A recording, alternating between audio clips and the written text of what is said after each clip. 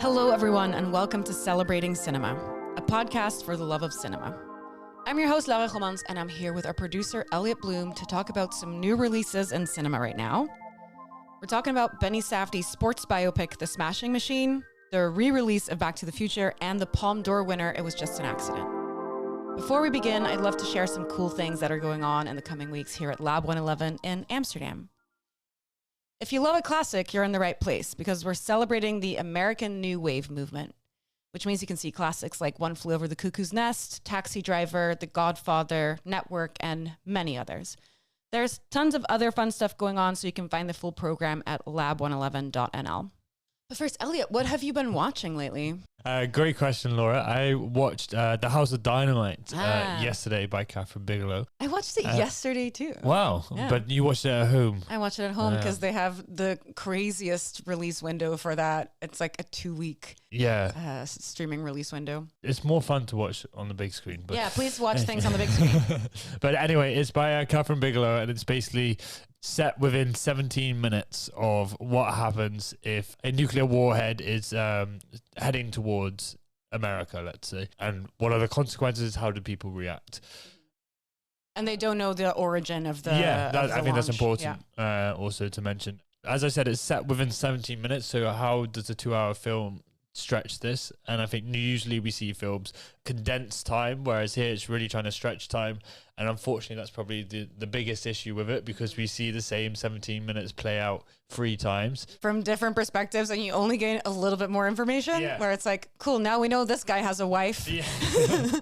Let's hear the same conversation again. So the first act I really enjoyed, and then it did start to get a bit too repetitive, but I have to say I wasn't I watched this hungover, and I felt quite emotionally vulnerable in this film. I was almost crying at some points. There's a point where like a regular officer is calling his mum to tell him that he loves her. And I was just like, I love my mum too. I wish I could call her. I mean, for me, it was depressing in another sense that it's like, oh my God, look at this government with competent people that actually care about with a conscience other people. and empathy. And oh my God, like, wouldn't that be nice? So that it was depressing in that regard. Yeah. I only mildly enjoyed it. I thought the first 20 minutes were really strong. It's like, what's gonna happen? Oh my God. And then it's like, oh, we're just gonna hear the same conversation 7 times from different perspectives. Through different people's Zoom connection almost. It's like, oh, she has children and he has a pregnant wife. Now I feel more empathy. It's like, okay, I get it. It was mid. It's a good hangover movie, I guess, because I was in the same situation, except I was on the couch with a bag of chips. But what did you watch other than The House of Dynamite? I basically, for Halloween, I made a big list of horror movies, and we've just been going through them, and we just had so many that I'm just still like watching so many horror movies. And we basically made a list that's like scary, not scary, because I don't like movies like The Conjuring or Annabelle, or the ones that are like really scary, like just like make me just like gore. Yeah, well, it's so hard to put my finger on what it is, because I actually really like gore. I just don't like the ones that I think Kermit and Mayo always call it quiet, quiet, bang. And that's the only point of the movie, is that you're just going to sit there and be like, okay, boo, boo. Yeah.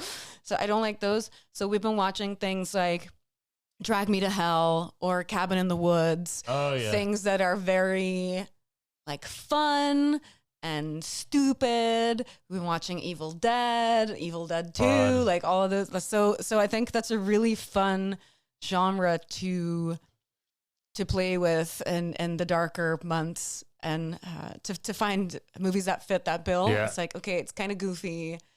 It's not actually scary, but it's a little bit scary. It's like, so I really like that genre. I should make a list. I should make a public letterbox list. Is there one you would particularly recommend or shout out? Cabin in the Woods. Yeah. I loved it. I'd never seen it before. It was one of those that was always on the list. And I'm really glad I watched it. It's so goofy. Yeah. It's so like, it's Joss Whedon, so it's very like Buffy coded. Yeah, but it's like peak 2010s America, high school kind of vibe, or college. It's that. Yeah. And there's so many like little jokes in there that are so funny. I really, really like that one. Yeah. Nice. Cool. But yeah, what else have we been watching? A lot of new releases. The Smashing Machine was a big one. We also saw it together. I didn't know you were in the room. Oh yeah, when I watched it. Yeah, because you were at the back. Yeah, I was at the back, and I was So basically, we go to a lot of press screenings, and Elliot always shows up 5 minutes late. So you always just kind of like sneak in while the movie's already started. So I didn't know you were in there. And then I saw you, but yeah, we again did the thing where. But I kind of like watching it. Usually we sometimes sit together if I'm on time, but I think it's better It's better. Okay, let's just agree now that we're always never talk to each other ever in public. We don't know each other. Good. If you see us in the same room, don't feel weird that we're not talking to each other. We only talk on the podcast. Yeah. Okay, so the Smashing Machine. Benny Safdie shows us a very different side of Dwayne "The Rock" Johnson as MMA fighting legend Mark Kerr. He's one of the pioneers of the sport, which, to be fair, I didn't really know anything about going into this. But Mark Kerr is someone who shines in the ring, but at home he struggles with substance abuse, the struggle and the pressure to be great, and his complicated relationship with his partner, played by Emily Blunt. Here's a clip. I really want to go on the ride with her, but I have a sensitive stomach. Is there the center part in there? That's the thing that stays still, right? Can I stand in there, in the middle part? In the center part? Yes. No, that'd be a serious liability issue. Well, where would you recommend I stand then? Because I don't want to get sick on the ride, but I do want to ride with her. You don't want to get sick on the ride? I would suggest you don't go on the ride if you can't handle it. Okay. Well, it's not that I can't handle it. It's just I'm choosing not to go on. Okay, I'm going to go on the ride. You're going to hold my cake. You're going to hold my bag. Okay. Okay? Should we do this thing again? We should do the thing again. Okay. Of guessing what we think of the What film. I think is we probably both rated it 3 stars. Close. Yeah. Close. Yeah. Okay. I think I would give it 2.5 stars. Okay, fair.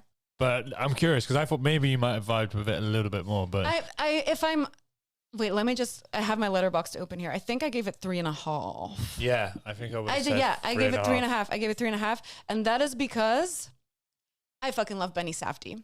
I love Benny Safdie. I think he's a weird little guy. You can tell that he's the guy who works with Nathan Fielder and made The Curse and things like. I like almost every choice that he makes in this. Interesting. It's kind of goofy. I just don't think it really worked because I don't give a shit about the UFC. And it's one of those things where, like, you can also just not do this. Like, you're doing these fighting and fighting is really hard and you're beating people up and you're getting beat up and it really hurts. You could also just stay home and not do that. I always feel this way about rock climbing movies as well. You know, the documentaries about like a white man with a hobby and he wants to go rock climbing and it's so hard and they interview his wife and they're scared that he's going to die. And I'm like, you could just stay home on the couch. Then this is a self-created problem. So I do not care about it. That's kind of how I felt about this movie. Is like, I'm supposed to be feeling really, really bad for this guy. I'm just stay home and don't beat people up. Don't get beat up. Like, it's not that hard. I completely get your point. I mean, there were other issues with it, and we'll get to them. But do you like Rocky? That's a good question. Is Rocky kind of thing? Okay, not for me. Anyway, you can make these films about sports or things that you have no interest in, but if the heart of the story is good, or you're trying to show something, then it's gonna work. Mm-hmm. And I think the problem with this film was I didn't really know what Benny Safdie is trying to show me. Like, the film is billed as like Mark Kerr's character is someone who can't lose. He can't deal with losing. Yeah. And by the end of it, he eventually loses. Big shock. But then I was like, so what? He hasn't learned really anything about it. I haven't learned anything. And it just felt like Benny Safdie didn't really know what he was trying to show or say, and was more trying to perhaps he likes Mark Kerr as a person, or I guess because it is all based on a true story. So it is this guy Mark Kerr. I did not know about him. So the whole thing is that now you have MMA and UFC, which is a particular fighting division within America, which is now this multi-billion-dollar sport. And Benny Safdie perhaps sees Mark Kerr as someone who's forgotten about in the early years of how the sport became so popular. And but could have been an email. Yeah. Did you know that Mark Kerr founded this stuff? Oh shit, no way. Exactly. I think the problems are mostly with the script. What I mean when I say I like every choice that he makes, I mean as a director, I like the choices that he makes with it is just hilarious seeing Dwayne "The Rock" Johnson in this part where he's supposed to be really strong and he's constantly complaining about that his tummy hurts. Yeah. And like those little things, those like little Benny Safdie-isms, I really, really enjoyed. And the way that things are shot and the way conversations happen almost has this kind of like Nathan Fieldery sense to it, which I thought they could have gone weirder on, because I think I said to a colleague in the beginning, it's like, man, I hope this is going to get weird because he's a weird guy. What did you think of The Rock? He was fine. Like he did well.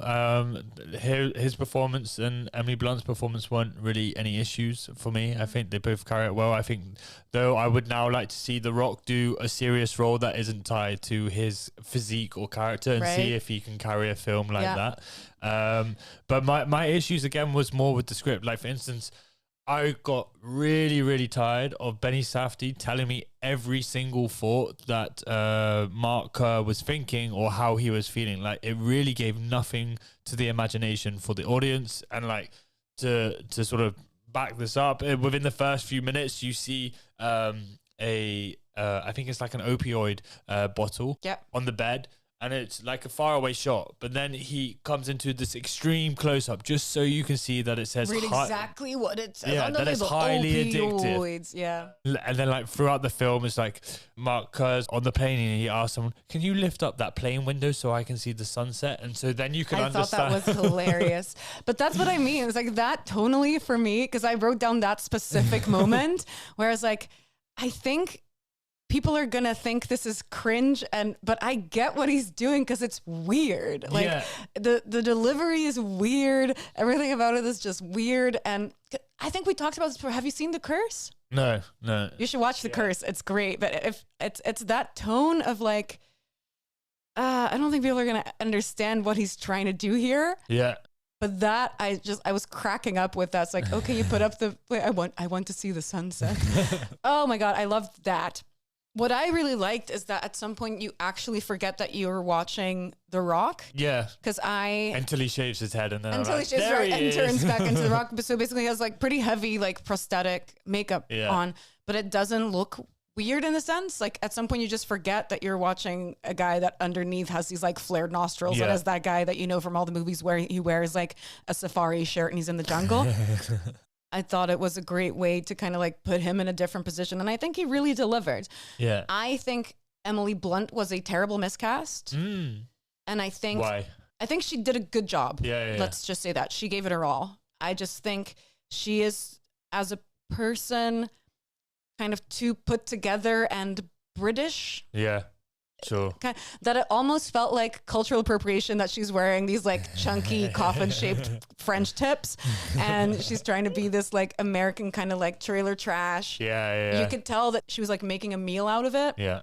She's like, watch me do this character now, and I could never really believe her as that character because we know who Emily Blunt is. She's Mary Poppins. Yeah. You know, she's that. She's not this like Honora type. Yeah.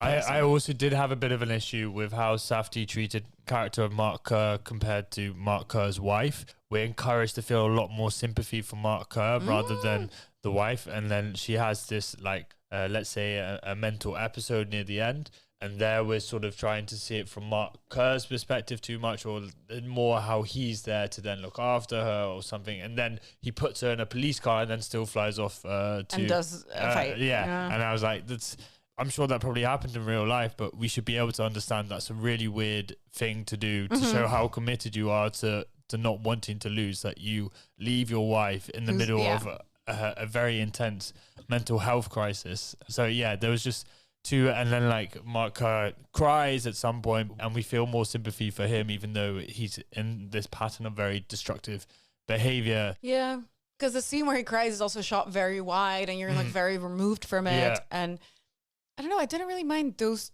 choices as much, because what I do wonder is because Mark Kerr is also involved in the movie. He just kind of like shows up at the end as like a little like epilogue. That I wonder if there was any influence on those choices.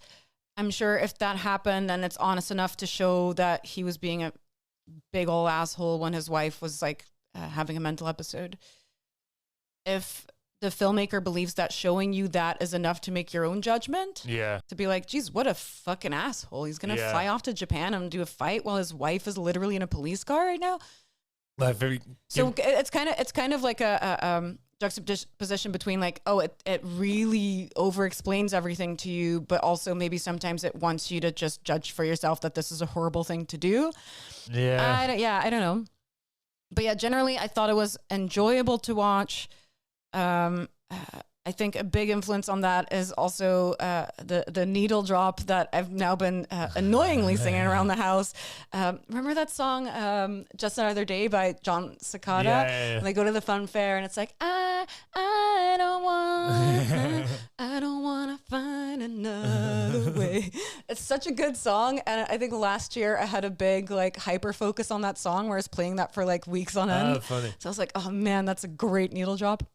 I don't know. I just had quite a bit of fun with it, but I don't think it's going to stick with me. No. And I think there's a lot of things that could have been better about it. I was also thinking, because I was reading a bit about the film, that this got a 15-minute standing ovation at Venice Film Festival. That doesn't mean shit. No, Someone can get up on stage and eat a Subway sandwich and get a 15-minute standing ovation at Cannes. Like, I will no longer read those headlines. This got a 6-minute standing ovation, so that means it's bad. No, like that's arbitrary. Also, we should just have a set amount of clapping and we should just let it be decided by how hard people clap.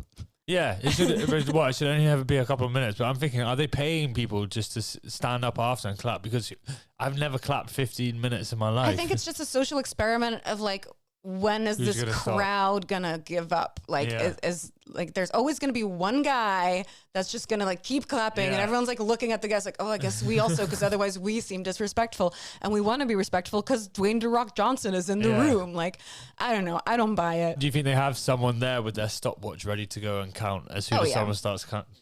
Oh yeah. But, so they can make it into a variety headline. No. I really want to see the Safdies back together and see what they make again. Yeah, so that is also interesting because Josh Safdie is also doing a weird sports biopic later in this year. In December, it's Marty Supreme, and that's about ping pong. So they're both doing niche sport biopics separately. I am interested in seeing what they do separately, kind of like with the Coen brothers, where you see like, oh, okay, so Ethan Coen is shit at making movies, and Joel Coen is good at making movies, but they need each other. I'm kind of interested to see what happens when you take these two apart to see what they do. So yeah, I don't know what Marty Supreme is gonna do. But yeah, generally, it wasn't a complete miss for me, but also, okay. Again, I do believe that Dwayne "The Rock" Johnson will get an Oscar nomination for this. I do think so. I could see it. I just think he's such a huge, like, he's like the biggest actor in the world for some reason. And I think it is interesting to see him in this role. I do think he's going to probably get a nom for this. Yeah, I hope he doesn't win. I don't think. No, I don't think he deserves to win at all. But I do think that's probably, looking at the year, that's probably what's going to happen. Yeah, I just wish Benny Safdie had a clearer idea of what he was trying to get across. Yeah, what the message is. And that would have helped structure the film and guide the audience, because like, he's not a bad filmmaker at all. You could definitely see he also is good on his own, but I think needs a story to get into that. He needs a really, really strong script, and then he can put his little fun his weird, sauce quirky, of quirk over it. But yeah, I think that's what was lacking. Yeah. On to one that has been proven by the test of time. Back to the Future. Oh my gosh. Oh my gosh. So Back to the Future is back in theaters for its 40th anniversary. So it's a great reason to revisit the classic by Robert Zemeckis. You've probably seen it before, but regardless, here is a clip. Jesus Christ, Doc, you disintegrated Einstein. Calm down, Marty. I didn't disintegrate anything. The molecular structure of both Einstein and the car are completely intact. Where the hell are they? The appropriate question is, when the hell are they? You see, Einstein has just become the world's first time traveler. I sent him into the future. I rewatched Back to the Future again yesterday. Yeah. For I don't know, I think this is one of the movies that I've watched most in my life. I'm just a child of this era that not necessarily Spielberg directed, but Spielberg produced, obviously like Gremlins and then all those Spielberg directed ones, and this is also produced by Spielberg. Like, just that era of the 80s is just completely in my DNA. So it's fun that we're doing this. When did it come out exactly? 85? 85, yeah. Yeah. Do you remember how old you were the first time you watched this? I just feel like it's always been a part of my life. I feel like this is probably a movie that I would have watched when I was barely conscious. So like 3 years ago. No, I just think this was always part of my household. I think my parents love this movie. Yeah. It's just one of those that I will watch every like 3 years or something. What's your relationship to this movie? It's also a film I love, and it's probably a film, one of the few films I've watched the most as well, simply because it was always this film that would always be on TV on like a Sunday afternoon. And it's just so fun and easy to get into and so warm. It's almost like a hug, but in a very fun, upbeat kind of way that, for me, obviously not from the 80s, but still like you very much love the world that it creates. And then the character itself, Marty, it's very relatable, I think, in that sense. And I think is it relatable though?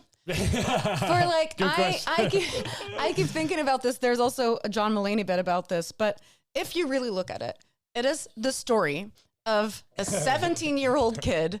His friend is a disgraced nuclear physicist who is probably like 100 years old. Yeah, that's not explained. We don't get any explanation on this. Then he builds a time machine. They go back in time where his mom tries to fuck him.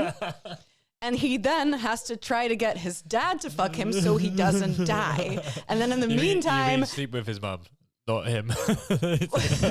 Exactly. So like, it is fun to look at this through the lens of like time travel rules because I love that shit. And that's why I will never get along with Christopher Nolan. But... He's always catching strays. It is strays. fun, but I think the last thing it is relatable. Yeah. Well, I mean, more Marty's character. I think just this dorky guy that can't get anything right and then goes back into a time where he's considered the cool kid. The cool it's kid. Something that we all hope or wish or like. Yeah, you want to build a time machine and go back? What year would you go back to? Good question. 60s, I think. 60s. Yeah. You? I was literally talking about this with my partner yesterday when we watched it. I would go back to the 90s because I think the 90s is a time that I lived through as a kid. And as a kid, it was so fun. But I don't think I fully got to appreciate as an adult how fun it was. How good that time was. Like geopolitically, there wasn't really a lot of stuff going on. And just like everything was colorful. And like supermarkets had animatronics for some reason. Like, I think I'd go back to the 90s. But why do you think this film has stood the test of time? Yeah, I do think it's that like teenage experience. I do think it's just an incredibly well-made movie. Yeah. All the little details. It's just such a fun movie to pause and just kind of like see what's going on in the background. So for example, it starts out in this town and Marty's in this town and it's like, save the clock tower because the town is completely run down. And then you pause the movie and you see that like the movie theater is playing like porn. It's like, oh, it's playing Orgy American Style. And there's a ton of graffiti on the walls. And if you pause, like the graffiti is hilarious. And it's all these like little details. The way that in the first like dinner table scene, they plant all of these little things that come back later. It's just an incredibly well-made movie that's like short enough to keep your attention span. A lot of stuff happens. It's wacky as hell. I don't know what exactly it is about. What do you think it is? Was it, just to check, was it a blockbuster hit from the moment it was released? Oh, I'm not entirely sure. I think so. Yeah, it was a huge box office success because the first one had a budget of 19 million. Oh. Crazy. Yeah. And it made 388 million. Wow. Worldwide. So that's a big old blockbuster. And then in total, the whole franchise is good for like almost $1 billion. So. Whoa. Because there's 3 films? There's 3 of them. Yeah. Why do I think it has done so well? I think it's just a very accessible, clear film that is fun. Like you go there to have a good time. Yeah, exactly. Yeah. It's a great family movie. It has a good time and it doesn't take itself too seriously. I say it's for the whole family. There's 2 rape scenes in it. Oh, yeah. True. But also you can show your children that rape is bad. Yeah, and incest. But yeah, again, the little details. Another note that I made is like when he's in current time, the mall's called Twin Pines. And then he goes back in time, he like hits one of the pines with his car and then he goes back into normal time and then the mall is called Single Pine or what's it called? Lone Pine. Funny. It's like all these little details. What I also want to talk about is the 80s or Steven Spielberg's obsession with Rube Goldberg machines. Explain. So you know how it starts on basically this machine that will like feed the dog. It's this thing and a ball rolls down and then that shoots a lever that turns this thing around, that opens a can, that's in Gremlins, that's in this one. I really feel like that's like an 80s. Obviously, Home Alone has a lot of those kind of. Yeah. So he's like, what was that all about? Everybody fucking loved a Rube Goldberg machine back in the 80s. It's just something I wanted to point out. Yeah, there's a couple little goofs in it. So, for example, when he goes, the titular Back to the Future from the past, Doc Brown is like, you have to start driving at this exact second because the lightning's going to hit, and then this, and then you're going to get the whatever gigawatts or something needed to get back to the future. But there's a goof because like his car doesn't start initially. So it's like, so did Doc Brown miscalculate? Like all these, like, there are a couple of like little goofs. Also, there's this whole side plot with the Libyan terrorists. Yeah. And the plutonium. And I'm like, maybe we could have lost that. I don't know. That just feels weird now.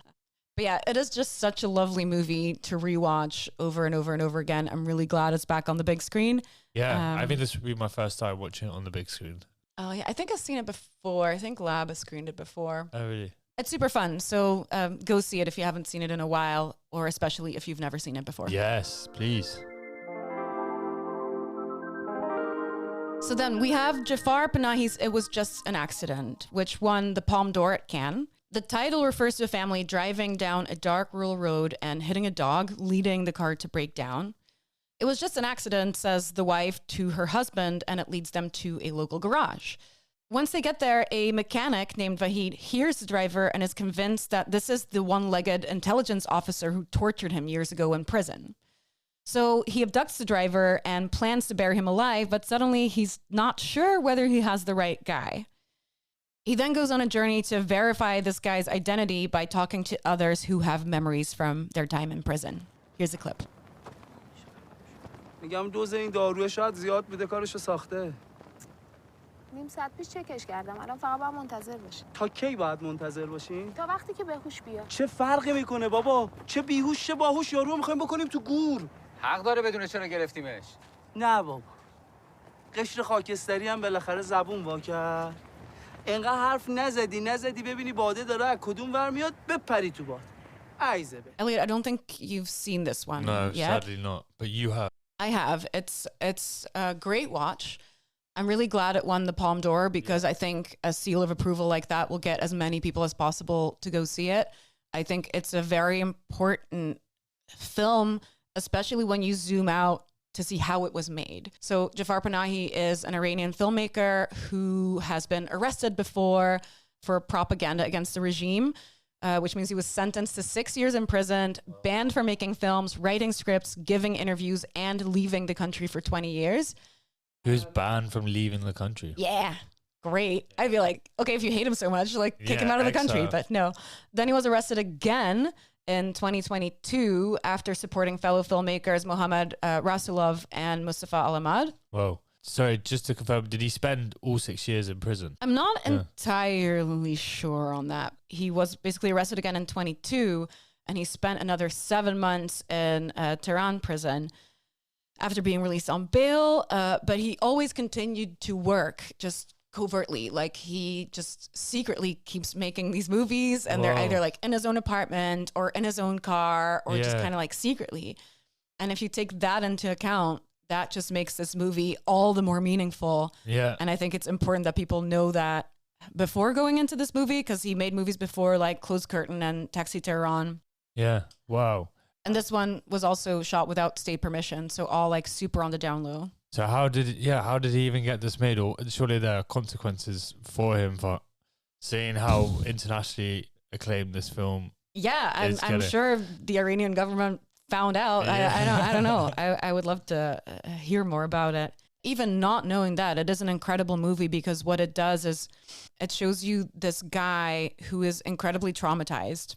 He wants to kidnap and he wants to take vengeance on this guy, but then he goes and talks to all these other people who have memories from being captured by the state.